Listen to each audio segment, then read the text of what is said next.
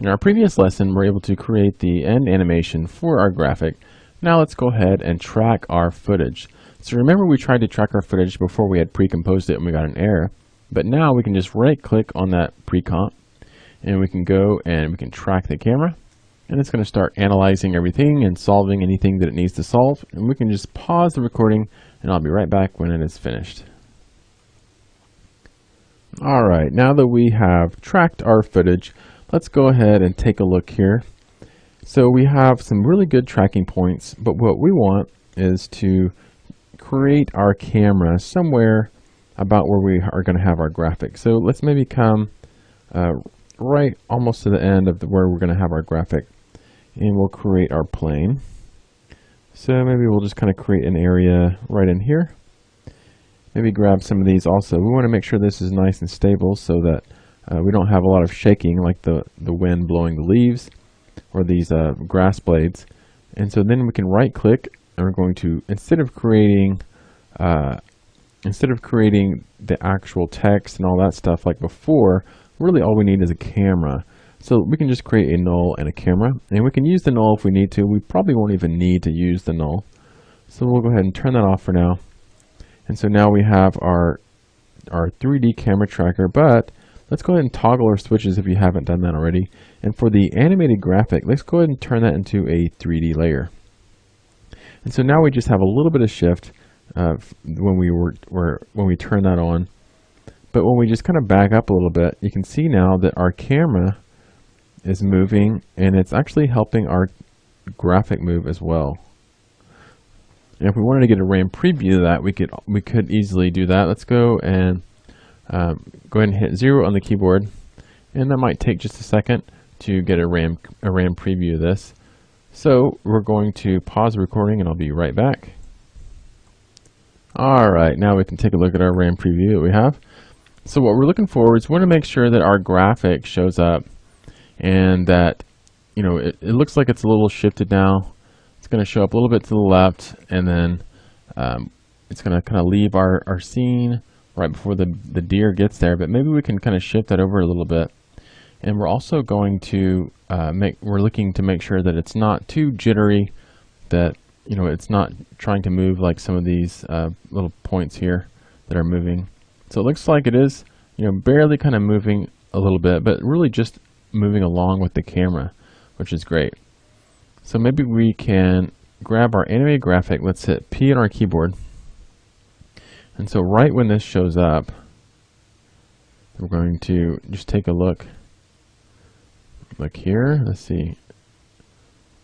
So we're gonna go to, let's see, X and then Y. So let's get our X value. We'll just move this over a little bit, right about there. And so we want this graphic to all kind of show up and be within view. So maybe just a little bit more, about like that.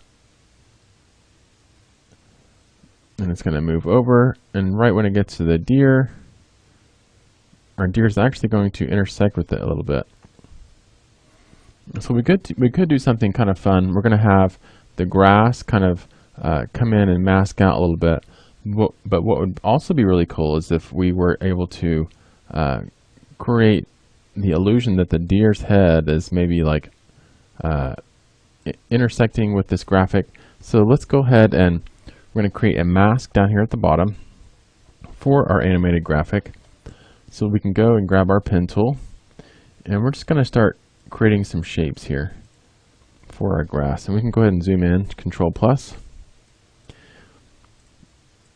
So it's kind of like the plant life down here is what we're creating.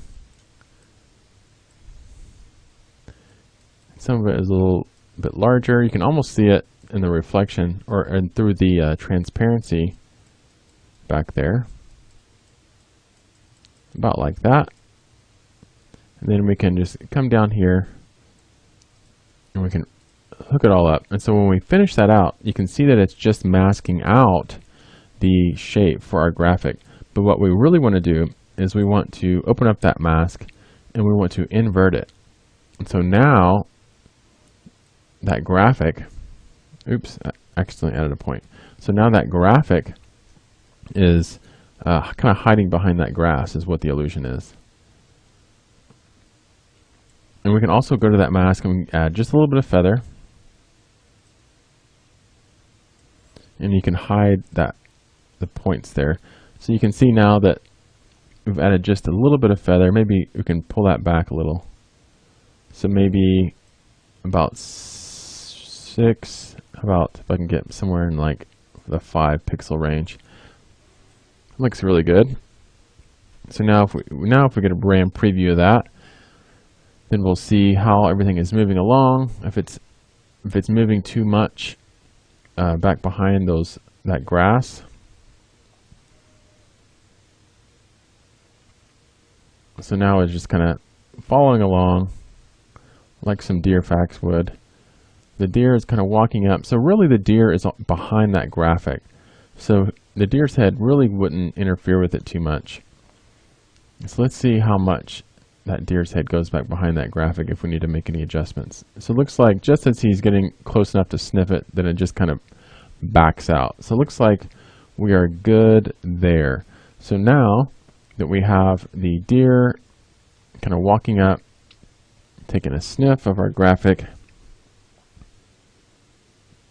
everything looks good. So maybe we can do a little bit of color correction to everything, or we can kind of close this up.